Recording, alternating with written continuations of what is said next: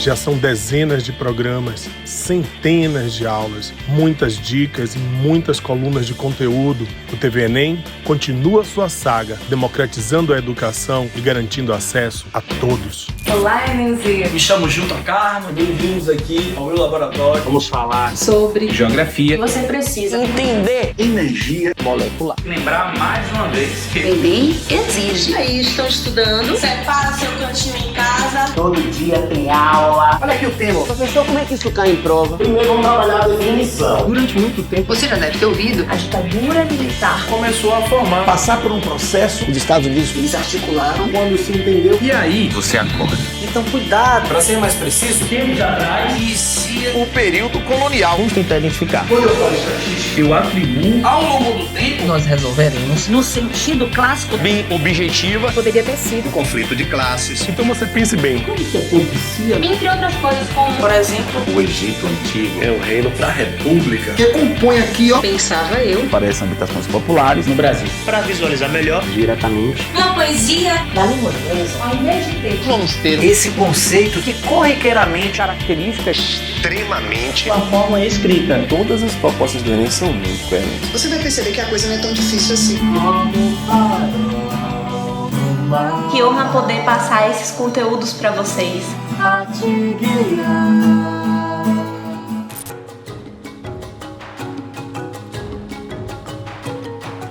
Olá, amores. Olha eu aqui outra vez. E aí, como é que está essa rotina de estudo? Tem que agora, né, intensificar essa rotina de estudo. Não é isso? Como eu sempre falo, você nasceu para ser um vencedor. Então vamos intensificar essa rotina de estudo. Foco, força e fé, gente. Sempre, né? Vamos acreditar que tudo vai dar certo. Eu não tenho dúvidas disso, né? Que tudo vai dar certo. E hoje, o que é que eu trouxe para vocês? Fonética. Bom, o que vem a ser fonética, né? Olha só o slide. Um estudo detalhado dos sons da fala.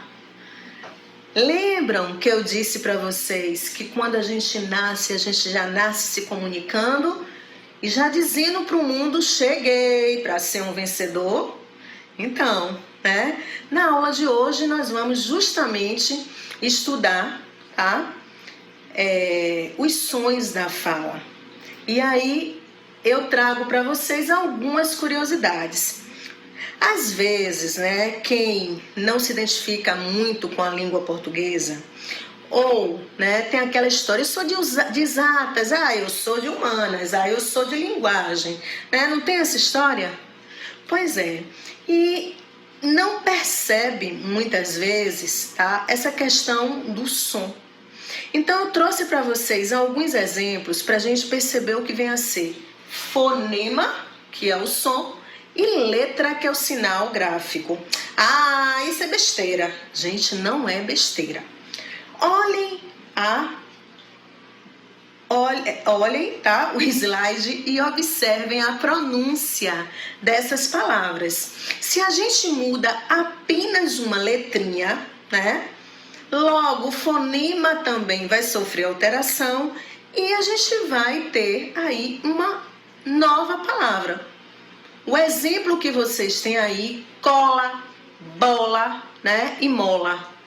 Observem, só foi mudado uma letrinha. Só que a gente, quando fala cola, né, bola e mola, a primeira letrinha, o fonema da primeira letrinha, ele é diferente. Então, a partir disso, nós vamos, né, identificando palavras com significados diferentes. Da mesma forma que a segunda tabelinha, tá?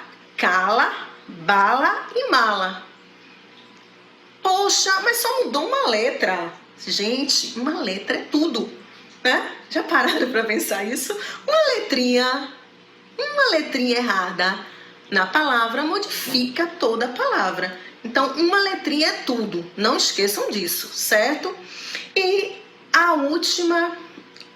o último exemplo que eu trouxe, nota, bota e cota. A mesma coisa, uma letrinha apenas vai modificar totalmente, né, o significado dessas palavras. Então, deu para perceber que fonema é o som, tá?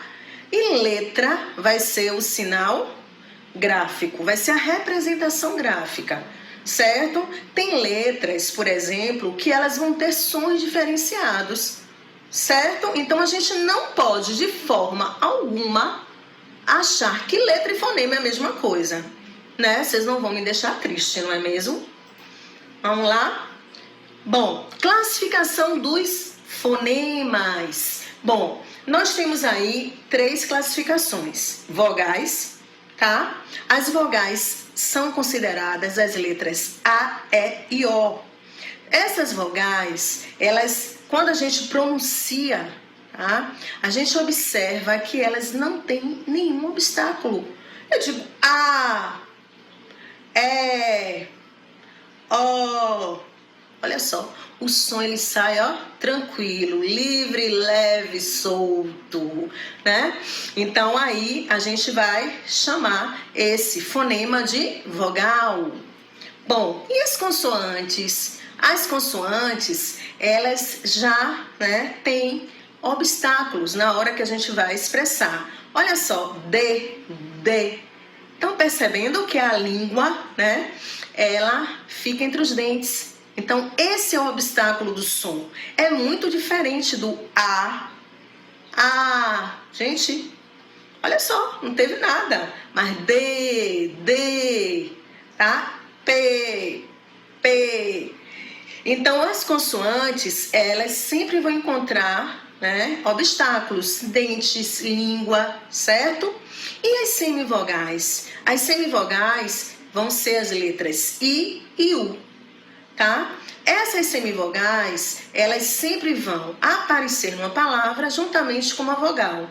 Além disso, as semivogais vão ter som fraco e as vogais vão ter som forte, certo? E aí, gente, tudo ok mesmo? Tudo direitinho? Vamos lá continuar. Bom, o slide que eu trago agora traz justamente, tá, algumas curiosidades. Só para a gente refletir um pouquinho, certo? A língua portuguesa é a coisa mais linda do mundo. Já pensaram nisso? Eu sou suspeita, verdade, tá? Eu sou suspeita. Mas eu tenho certeza que quando, né, vocês se dedicarem, se debruçarem ao estudo da língua portuguesa, vocês vão se apaixonar, né? Aconteceu comigo, né? Por que não pode acontecer com você? Vamos lá? A vogal é o fonema básico da sílaba, ou seja, né, não há sílaba sem vogal. Então, todas as vezes que a gente tiver uma sílaba, a gente vai encontrar lá uma vogal, ok? Depois, curiosidade, tá? Pesquisem sobre isso, pesquisem algumas palavras, ou lembrem aí rapidinho algumas palavras e passem a escrever, que vocês vão ver, né, que todas as palavras da língua portuguesa têm uma vogal, tá? Não pode haver mais de uma vogal por sílaba, certo? Então, isso inclusive lá na frente a gente, né, vai ver com separação silábica. Ok? Vamos continuar? Bom, eu tô aqui com uma dúvida. Então, o número de letras vai ser igual ao número de fonemas? O número de fonemas vai ser maior do que o número de letras? Gente, tudo isso vai depender da palavra, certo? Primeira palavra ali, pato. Pato. Pato, você, né, tem 4 letras e 4 fonemas. Por quê? Não entendo, não tô entendendo, tá? Porque justamente você pronuncia o som do P, o som do A, o som do T e o som do O, tá? Então, você tem 4 letras e 4 fonemas. Já na palavrinha de baixo, sexo, nós temos 4 letras, S-E-X-O, tá? Porém, o X, ele tem som de O, sexo, tá? Então, ele produz aí 2 sons. Logo, nós vamos ter 4 letras e 5 fonemas. Estão vendo aí que a gente não pode, tá, apenas considerar o número de letras e achar que é igual de fonemas? E a palavrinha seguinte, carro. Carro, 5 letras, C-A-R-R-O. Porém, fonema, né? Quando temos dois R's, 2 S's, não é isso? A gente chama de digrafou e produz apenas um som. Então, nós vamos ter 5 letras, ok? E 4 fonemas, porque os 2 R's produzem o som carro, certo? Bom, e a última palavrinha hoje. O que acontece com o H? O H é mudo, certo? Então, eu vou ter 4 letras e apenas 3 fonemas, porque o H não produz, tá, som. E aí, gente, tenho certeza que vocês vão tirar de letra, tá? E o que eu deixo para vocês hoje? Fernando Sabino, né? Olha só que coisa linda. De tudo ficaram 3 coisas: a certeza de que estamos começando, tá? A certeza de que é preciso continuar, a certeza de que podemos ser interrompidos antes de terminar. Façamos da interrupção um caminho novo, da queda um passo de dança, do medo uma escada, do sonho uma ponte. Fernando Sabino. Um beijo no coração de vocês e até a próxima aula.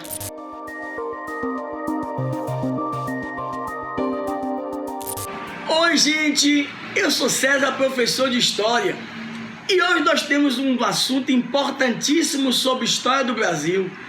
Primeiro reinado, governo de Dom Pedro I, que vai de 1822, quando ele proclama a independência do Brasil, e vai até 1831, quando ele vai ser obrigado a abdicar em favor do filho Pedro de Alcântara, mais tarde Pedro II, motivo de próximas aulas. Mas nós temos que falar algumas coisas sobre esse governo de Dom Pedro I, sobre o primeiro reinado. Primeira coisa é a Constituição. Dom Pedro, quando príncipe regente, quando o pai dele, Dom João VI, vai embora do Brasil em 1821, ele governa como príncipe regente de 1821 até setembro de 1822 como príncipe regente. Gente finíssima. Mas quando tornou-se imperador, a coisa ficou feia.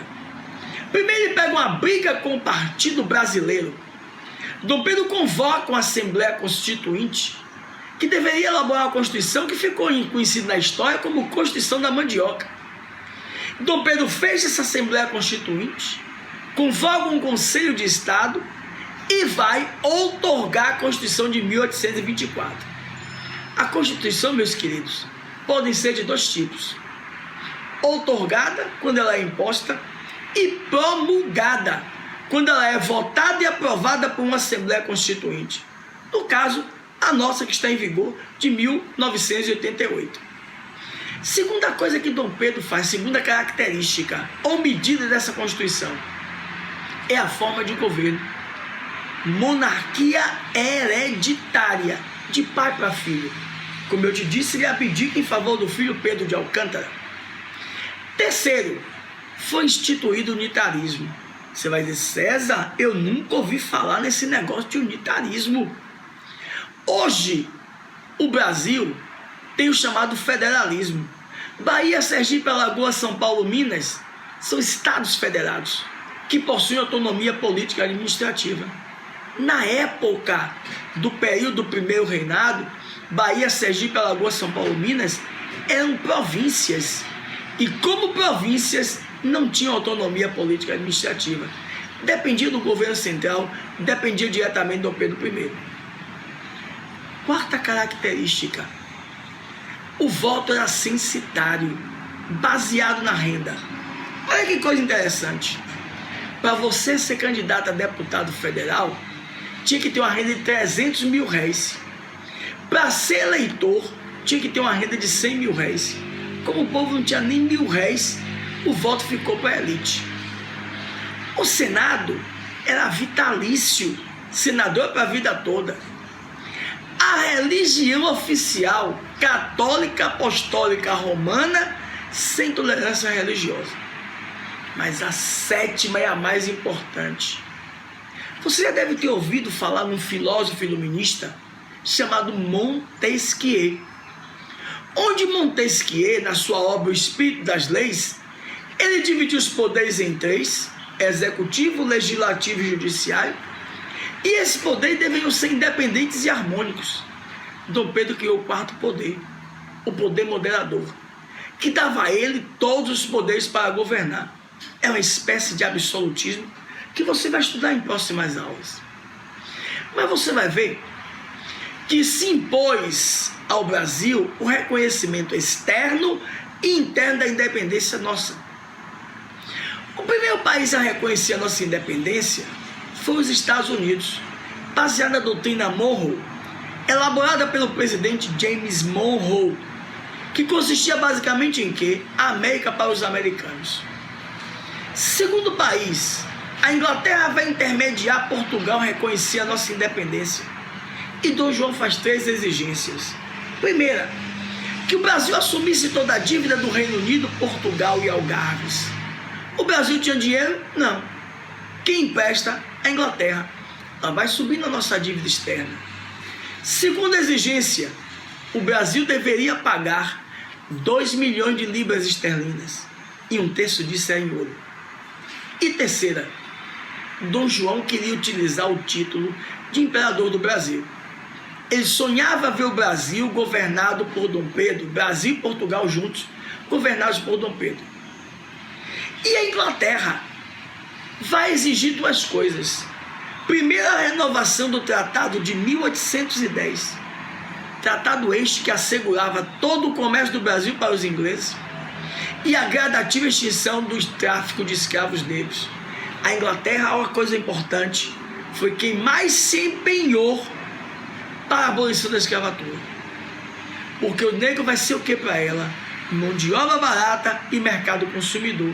E você vai entender melhor isso quando você der Revolução Industrial. Mas você vai ver que no governo de Dom Pedro I ocorre um movimento em Pernambuco chamado Confederação do Equador de 1824. Tem esse nome, Confederação do Equador, porque as províncias envolvidas no movimento ficavam próximas da linha do Equador. Este movimento adotou como Constituição a Constituição da Colômbia. E você vai dizer: César, quais foram os ideais que nortearam essa Confederação do Equador? Ideias liberais, ideias republicanas, ideias abolicionistas. Eram principalmente contra as ideias absolutistas de Dom Pedro I. E nesse movimento vai ser morto um personagem importante, o Frei Caneca, do Amor Divino, que vai se tornar um dos estopins para que Dom Pedro abdique em 1831. Mas 3 fatos externos e 3 fatos internos vão contribuir para que Dom Pedro abdique.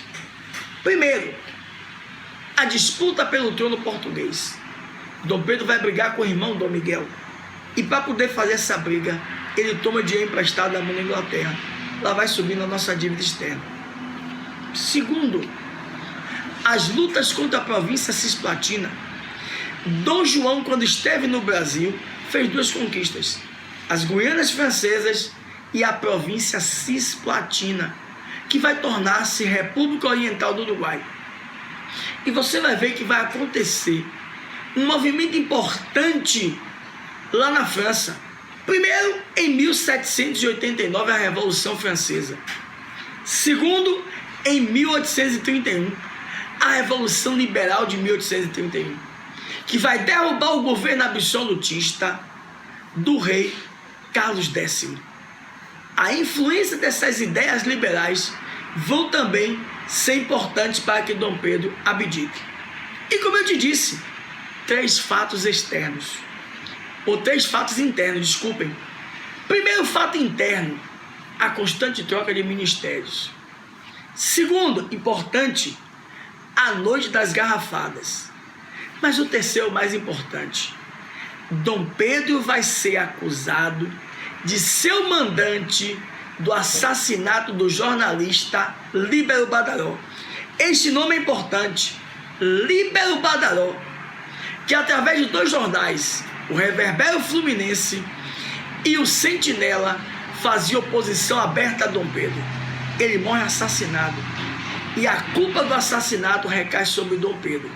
E como eu te disse no início da aula, Dom Pedro, sem apoio político e sem apoio popular, vai ser obrigado a abdicar em abril de 1831 em favor do filho Pedro de Alcântara, que é menor de idade, dando início a um período intermediário de 9 anos de governo, chamado de período regencial, que é assunto da nossa próxima aula. Ok? Espero que você tenha entendido, tenha gostado. Muito obrigado, um forte abraço e até a próxima aula.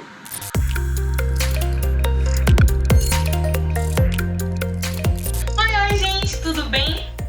Estão preparados para mais uma dica de cinema? Espero que sim. Hoje o nome do filme é Adu, que conta a história de um menino chamado Adu, que aos 6 anos precisa sair da sua vila em Camarões por causa de conflitos armados. Ele é testemunha ocular de uma matança criminosa de elefantes. E aí os criminosos vão atrás dele na casa e ele decide, junto com a irmã, fugir. É um filme muito realista. Não sei se vocês sabem, mas 70 milhões de pessoas estão refugiadas ao redor do mundo. E dessas, 20 milhões são crianças.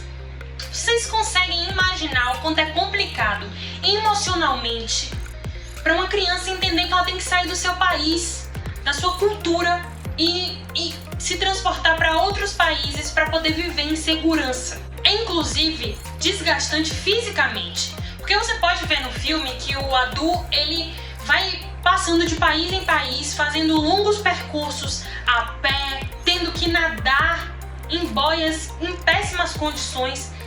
É muito triste. Então, peguem esse filme, usem de referência, vão entender melhor a questão dos refugiados e tomem essa causa para vocês também. Esse é um filme espanhol, de Salvador Calvo, e ele usa isso de referência para falar sobre os refugiados que tentam entrar na Europa através da Espanha. Muitas dessas histórias que são contadas no filme são reais. Um beijo e até a próxima dica!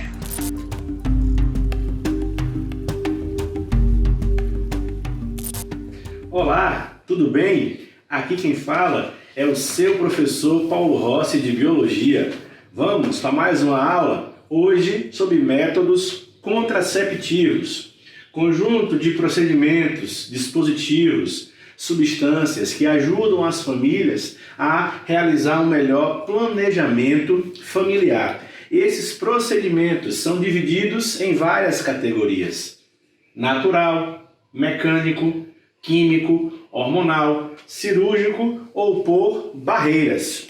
O método natural, também chamado de comportamental, exige uma atenção muito grande dos envolvidos pelo fato de que é um método que, por exigir subjetividade de cada elo do relacionamento, não o torna tão eficiente na contracepção. E sem contar que, por não usar barreiras que isolam as mucosas peniana e vaginal, podem ser portas de transmissão das ISTs, infecções sexualmente transmissíveis. Quem são os mais conhecidos e mais cobrados em prova? A tabelinha e o coito interrompido. Esse método muito antigo, que é o coito interrompido, consiste do homem saber e se monitorar o tempo inteiro durante o relacionamento para interromper o seu gozo e não permitir que o líquido espermático tenha contato com o canal vaginal. A tabelinha, uma técnica que consiste em conhecer o ciclo menstrual da mulher para reconhecer qual seria o período chamado fértil e evitar o relacionamento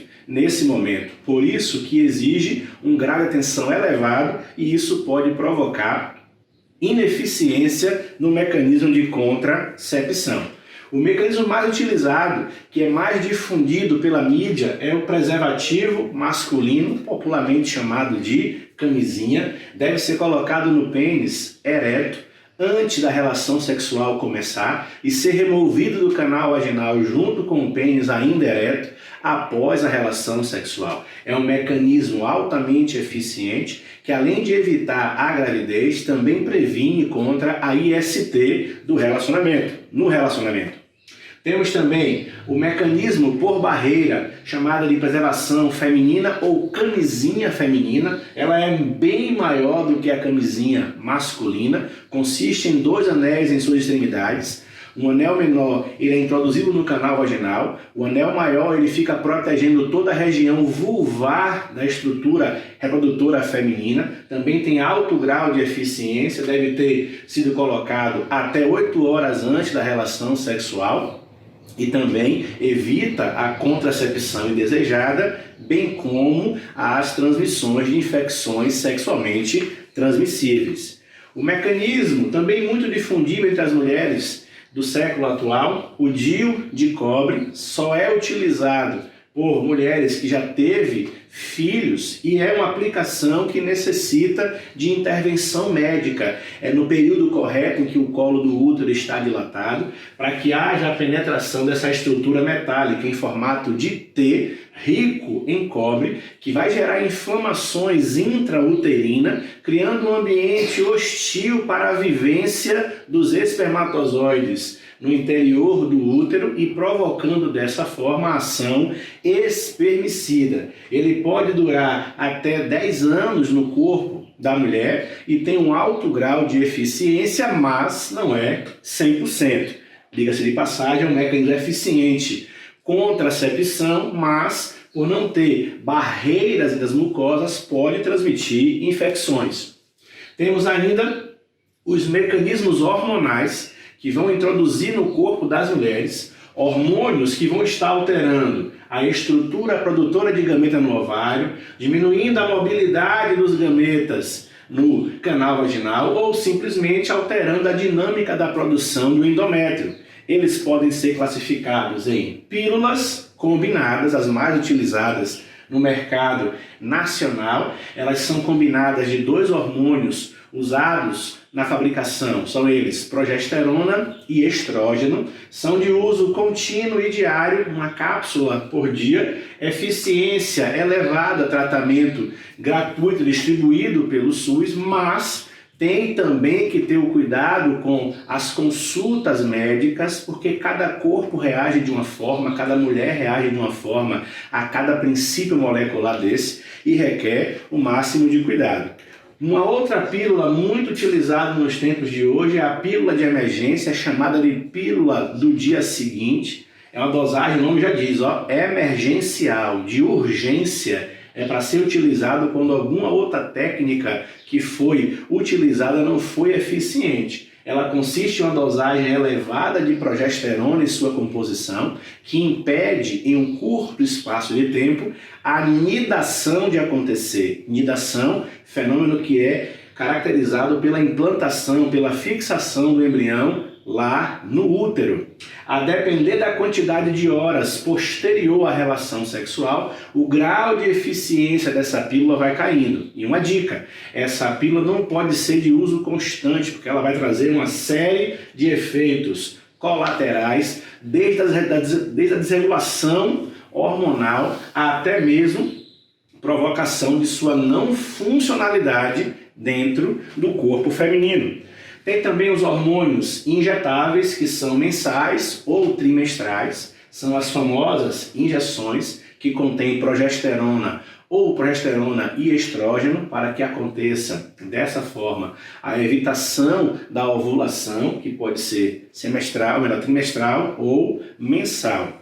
Temos também, essa é mais uma técnica nova, que são os adesivos transdérmicos, bem mais confortável porque são adesivos colocados em partes escolhidas pela mulher e que são trocados apenas a cada semana e que são utilizados com um período constante, tem um alto grau de eficiência devido à pele absorver esses hormônios e regular o ciclo ovariano. Temos também o implante subcutâneo, que é implantado no corpo da mulher e por ser um implante necessita da ação médica, necessita de um procedimento cirúrgico que fará uma pequena cirurgia com uma pequena aplicação de anestesia local, tanto na introdução do implante como na remoção da estrutura. Ainda não é muito difundido devido ao seu custo e à necessidade do acompanhamento médico, tanto pré quanto pós-operatório. E temos o SIL, que é muito incomum nos dias de hoje, que é o sistema intrauterino, também chamado de DIU hormonal. Ele é colocado pelo canal vaginal lá no útero e libera para os vasos sanguíneos que compõem o interior do útero os hormônios para o controle também do ciclo hormonal. É interessante e é pertinente dizer, meus queridos, que todo e qualquer método contraceptivo deve ter um acompanhamento médico. Por quê? Cada corpo reage de uma forma, cada pessoa tem uma necessidade, uma subjetividade que deve ser levada em consideração para a aplicação de um método ou outro. É necessário que haja uma grande verificação de estudos para que possa se encaixar melhor a cada vivência qual seria a melhor técnica para planejar a família. O método cirúrgico são métodos definitivos, são eles a laqueadura, que acontece nas trompas, e a vasectomia, que acontece no canal deferente. A vasectomia acontece no aparelho reprodutor masculino, interrompe a passagem do espermatozoide do epidídimo para compor a exposição do líquido espermático, então o homem continua ejaculando, mas sem o gameta masculino, e a laqueadura tubária vai impedir de alguma forma que o óvulo tenha contato com o espermatozoide, porque a trompa vai ser interrompida de ter contato com o que é eliminado no canal vaginal. Então o canal vaginal recebe o líquido espermático, mas ele não vai ter contato com o que é produzido pelo óvulo, porque foi interrompido o canal da trompa de Falópio, também chamada de tuba uterina. Ok? Aquele abraço para vocês, todo cuidado é necessário e não esqueça, cada caso é uma subjetividade, cada um tem uma peculiaridade e procure o médico para escolher a melhor forma de se prevenir. Aquele abraço para vocês, até a próxima, abração!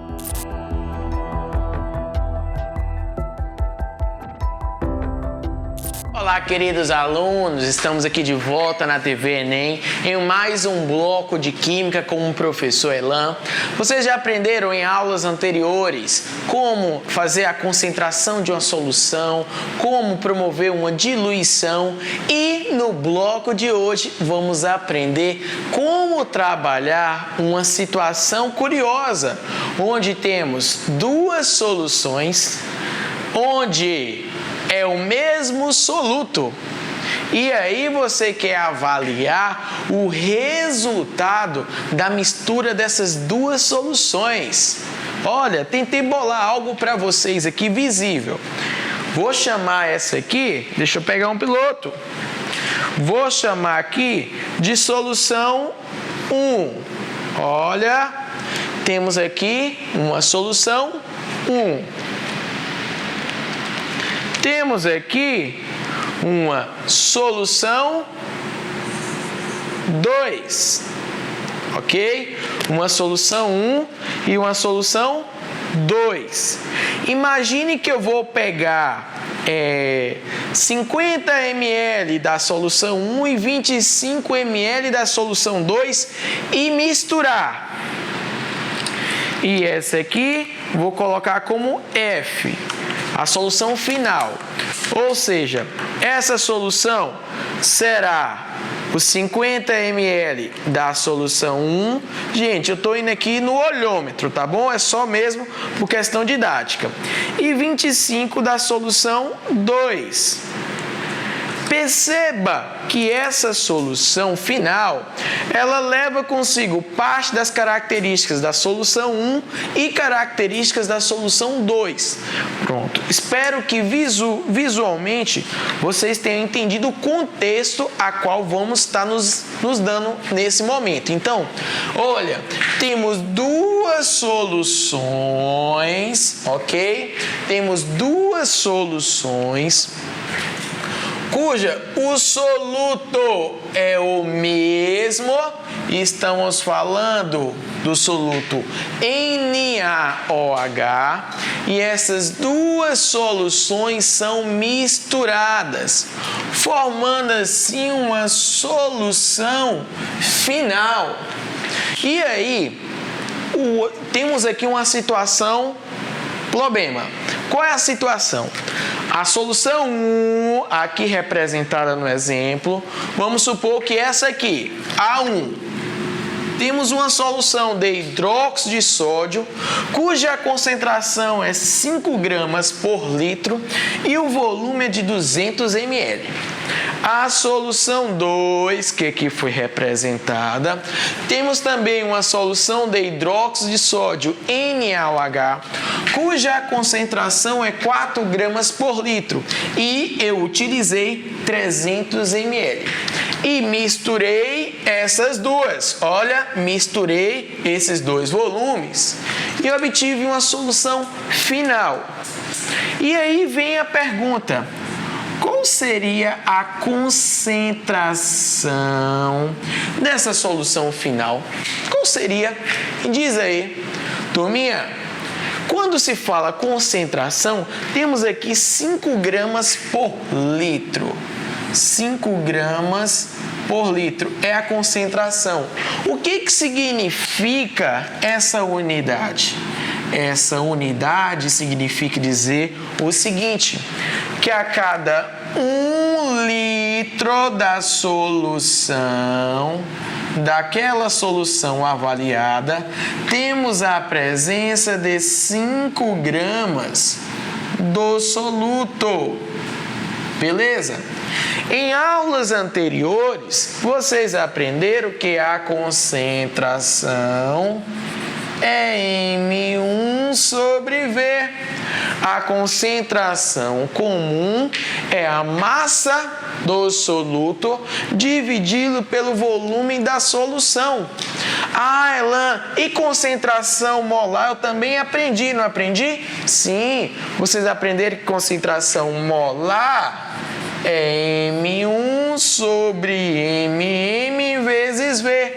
A diferença é que a concentração comum é a massa e a concentração molar é o mol. A única diferença é isso. Então, nessa solução 1, temos aqui 5 gramas por litro e nessa solução 2, temos 4 gramas por litro. E a pergunta, a situação, o problema é o seguinte: ao misturar essas duas, teremos uma solução final. E qual seria a concentração dessa solução final? Então, vamos entender como que é feito esse tipo de questão, porque aí é padrão para qualquer situação, problema que vocês venham encontrar.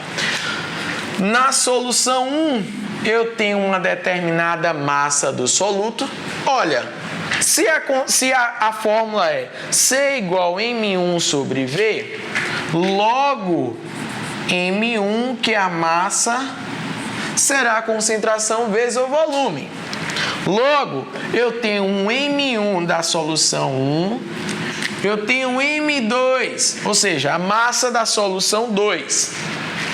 Você vai utilizar aquela mesma fórmula que vocês aprenderam lá em diluição, C1V1 é igual a C2V2. Vocês aprenderam isso em diluição.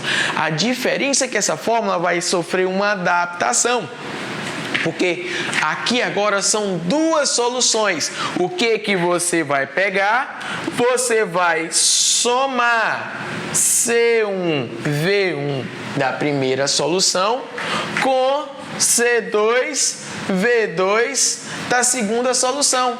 E dessa maneira você vai obter as informações finais dessa solução. Então, qual é a concentração da solução 1? A concentração dessa solução 1 é 5 gramas por litro. Eu estou utilizando qual o volume dessa solução 1? Eu estou utilizando o volume de 200 ml. Pronto. Todos esses dados aqui inseridos se referem à solução 1. Solução 2, como é que ficaria? Solução 2. Qual é a concentração? 4 gramas por litro em um volume de 300 ml. E a questão quer saber o quê? Qual foi o questionamento? Qual é a concentração final? Logo, está querendo saber quem é CF, concentração final. E o volume final? Elan, e o volume final? Não vai aparecer isso aqui. Não vai aparecer.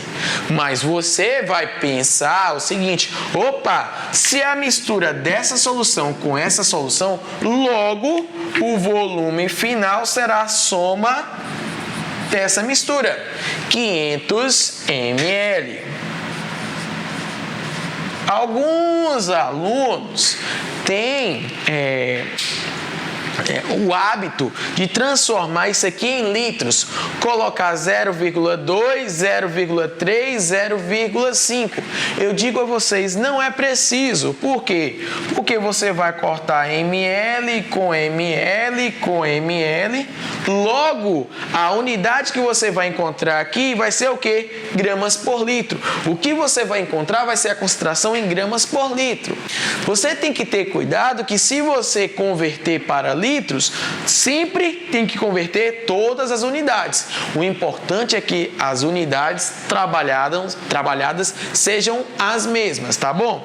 Se você fazer o passo a passo bonitinho, 5 vezes 200, mais 4 vezes 300 e dividir por 500. Por que dividir por 500? Vamos lá, concentração final. Como é que será a concentração final? 5 vezes 200 vai dar o quê? Vai dar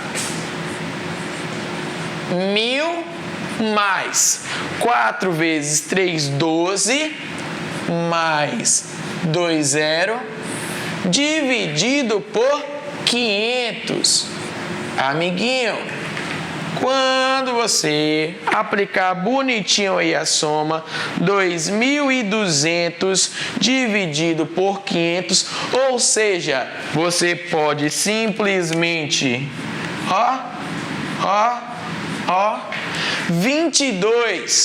22 não, vai ser o quê? Vai ser 22 dividido por 5, 44,4 gramas por litro. Essa é a concentração final dessa solução obtida. Dessa maneira, amiguinho, finalizamos mais um bloco, mistura de soluções com o mesmo soluto. Continue com essa energia, essa positividade, que com certeza seu nome sairá lá na lista dos aprovados. Até uma próxima!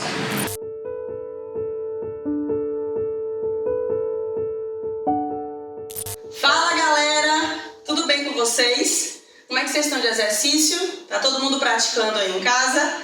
Vocês já me conhecem, eu sou Manuela Carvalho, fisioterapeuta, e estou aqui para colocar o seu corpo em movimento e ensinar como é que você vai fazer isso. Preparar esse corpo para essa maratona de estudo.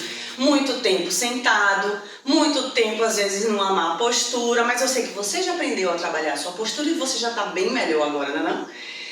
Quando a gente fica muito tempo sentado, qual é a musculatura que está mais concentrada que está mais encurtada, que está mais dobrada. É a nossa musculatura da nossa cadeia anterior. A postura da gente no dia a dia, ela sempre vai ser mais para frente, né? A tendência da gente é cair para frente. A gente estuda, a gente lê, tudo levando o nosso tronco para frente, não é isso? E se a gente está sentado, a gente está com essa articulação aqui, ó, dobrada há muito tempo. O que a gente vai fazer? Parou no seu tempinho aí de estudo, você vai sair da cadeira, levantei e a gente vai alongar coxa, uma musculatura aqui muito importante na alça chamada iliopsoas, que ele fica aqui na parte superior, e alongar um pouco, ó, também do nosso abdômen, peitoral e braços, a famosa cadeia anterior do nosso corpo. Minha mãozinha vai pegar o meu pé contralateral, ou seja, cruzando aqui a parte de trás do nosso corpo. Segurei 30 segundos, beleza. O que é que eu vou fazer? Aqui a gente está alongando coxa. Para a gente alongar a musculatura na frente aqui do quadril, a gente vai puxar mais, tá? Puxei, eu vou sentir, ó, esticando na frente do quadril. A mesma coisa, a outra perna, lembrando dos 30 segundos de cada, 2 vezes, tá? De bom tamanho. Puxei e alonguei essa região daqui. Ah, Manu, mas como é que eu vou alongar o meu abdômen? Fácil. Trabalhando sempre sua respiração, concentração e vamos lá. Simples. Cruzei minhas mãos, joguei meu braço lá pra cima, dei uma respirada e joguei meu tronco pra trás. Segura um pouquinho, faz um ciclo de respiração, aproveita, ó. Na hora de vocês fazerem o movimento, soltar o ar, lembrando sempre de associar o alongamento ao exercício que você esteja fazendo.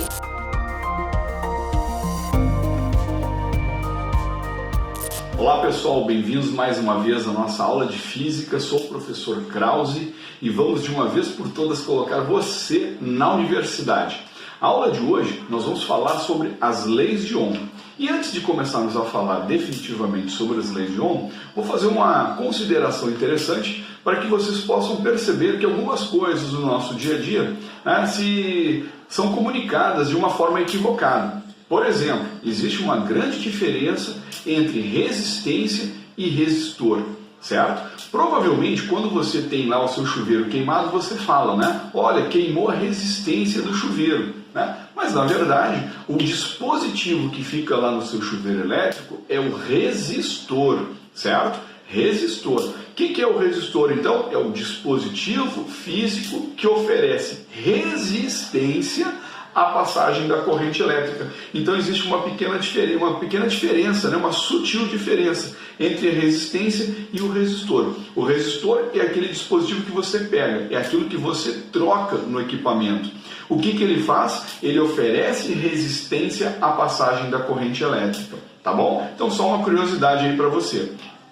Na nossa última aula nós comentamos com você sobre corrente elétrica, então nós falamos sobre a corrente elétrica e a partir do momento agora que a corrente elétrica começa a se movimentar através de um condutor, ela também pode passar através de um resistor, né? E esse resistor, ele faz com que ocorra uma transformação da energia elétrica, principalmente em energia térmica. A maioria dos resistores eles realizam o efeito Joule, né? Ou seja, transformam energia elétrica em energia térmica.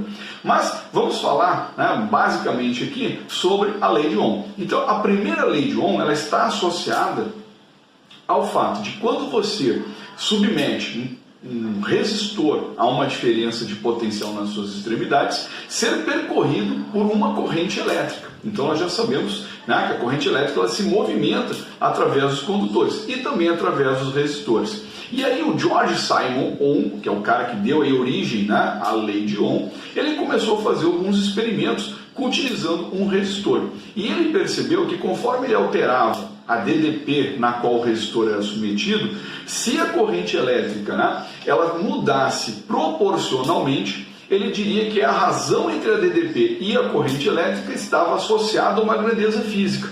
E essa grandeza física se deu o nome de resistência elétrica oferecida pelo resistor. Então vou mostrar isso para vocês através de uma tabela bem simples e depois através de um gráfico, para a gente chegar definitivamente na fórmula. Olha só como é que funciona então. Então você tem lá o seu resistor, tá? Então, você tem um resistor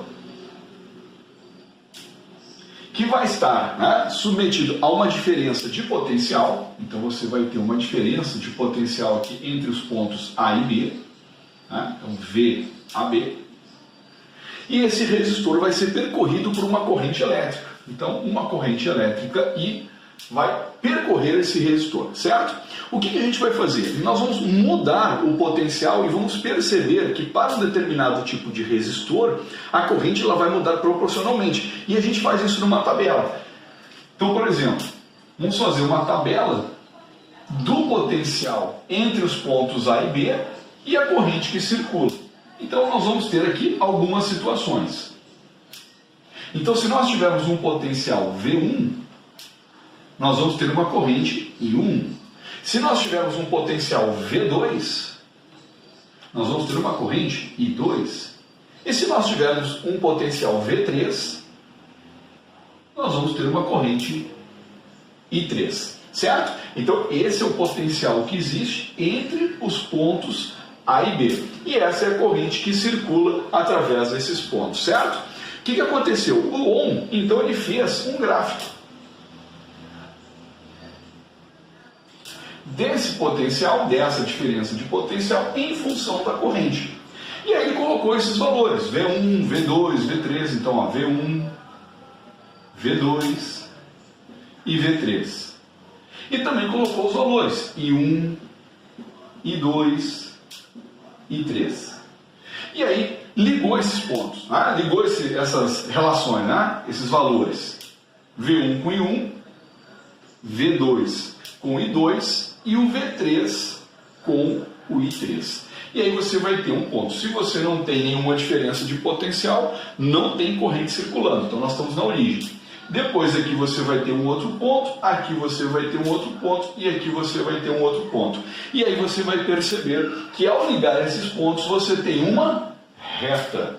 E essa reta ela tem a mesma inclinação para quaisquer pontos. Então vai ter a mesma inclinação. Então esse ângulo aqui nós vamos chamar de alfa. E aí você vai perceber, por exemplo, que a tangente de alfa, que é dada por V1 sobre I1, que é igual a V2 sobre I2, que é igual a V3 sobre I3. Olha só.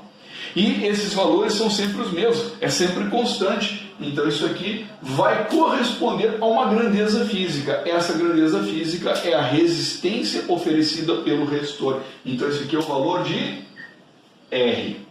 Ora, pessoal, o que você está vendo? Então você está vendo que se você dividir V por I, você vai ter o valor de R. Ou seja, essa é a lei de Ohm. Né? Então o que ele está dizendo? Ele está dizendo que a razão da diferença de potencial pela corrente que percorre o resistor vai ser sempre constante, desde que esse resistor seja ôhmico. Então, ou seja, se esse R aqui ele é constante,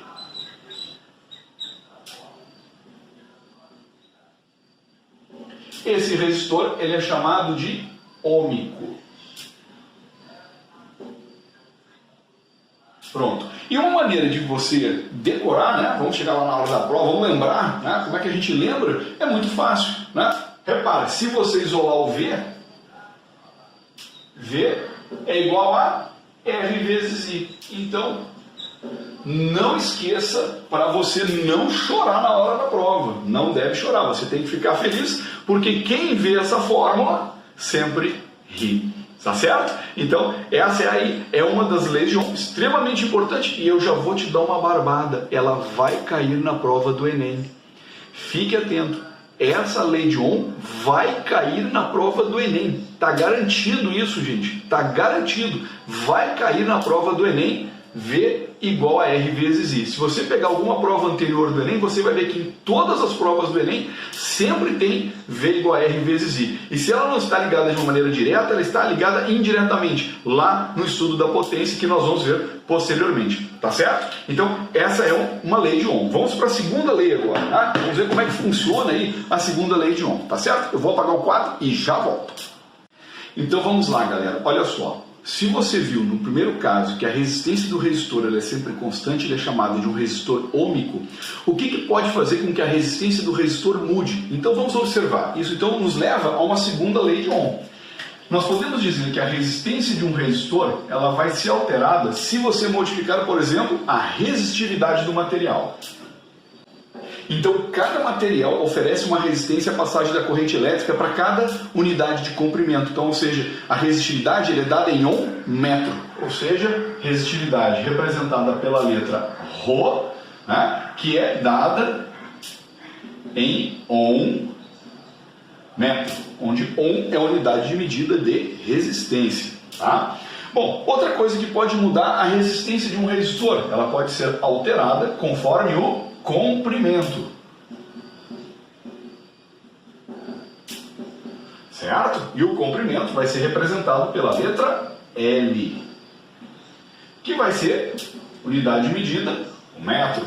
Então, se você coloca um fio mais comprido, ele oferece mais resistência. Outra grandeza que pode alterar a resistência de um resistor é a área. A área da seção transversal do fio. Então, a área da seção transversal.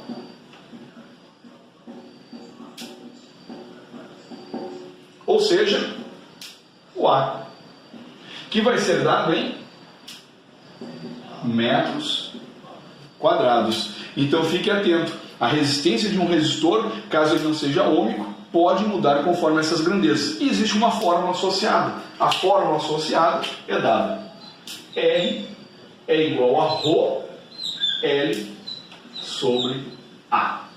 Pronto. Ou seja, aumentou a resistividade, aumentou a resistência. Aumentou o comprimento do fio, aumentou a resistência. Aumentou a área da seção transversal, diminuiu a resistência, porque você deixa o fio mais grosso e dá mais liberdade aos elétrons para eles fluírem. Tá certo? Só para lembrar você viu a primeira lei de Ohm, R é igual a V sobre I, e você viu a segunda lei de Ohm, R é igual a Rho L sobre A. Certo? Lembrando, unidades de medida, a resistência sempre dada em Ohm. Em homenagem a George Simon Ohm, conforme eu havia dito para vocês. Tá certo, pessoal? Então não esqueçam, lei de Ohm vai cair na prova do Enem e você tem que ficar atento, porque isso aqui é fácil, né? É uma questão bastante tranquila que vai aparecer lá na prova e você vai resolver com a maior tranquilidade do mundo. Tá certo? É isso aí, até a próxima e te vejo na próxima aula. Valeu! Já são dezenas de programas, centenas de aulas, muitas dicas e muitas colunas de conteúdo. O TV Enem continua sua saga, democratizando a educação e garantindo acesso a todos. Olá, Enenzinho. Me chamo Gilton Carmo, bem-vindos aqui ao meu laboratório. Vamos falar Sobre geografia. Você precisa entender energia molecular. Lembrar mais uma vez que o Enem exige. Aí estão estudando. Separa seu cantinho em casa. Todo dia tem aula. Olha aqui o tema. Professor, como é que isso cai em prova? Primeiro vamos trabalhar a definição. Durante muito tempo, Você já deve ter ouvido a ditadura militar. começou a formar. passar por um processo, os Estados Unidos eles articularam quando se entendeu. E aí, você acorda. Então cuidado. Para ser mais preciso, tempos atrás, o período colonial. Vamos tentar identificar. quando eu falo estatística, eu atribuo ao longo do tempo Nós resolveremos no sentido clássico. Bem objetiva. Poderia ter sido. Conflito de classes. Então você pense bem. Como que acontecia? Entre outras coisas como, Por exemplo, O Egito Antigo. é o reino da República. Que compõe aqui, ó. Pensava eu. Parecem habitações populares no Brasil. Para visualizar melhor, diretamente. uma poesia Da língua inglesa, ao invés de ter Vamos ter Esse conceito que corriqueiramente características extremamente uma forma escrita. Todas as propostas do Enem são muito coerentes. Você vai perceber que a coisa não é tão difícil assim. modo Que honra poder passar esses conteúdos para vocês. A te guiar.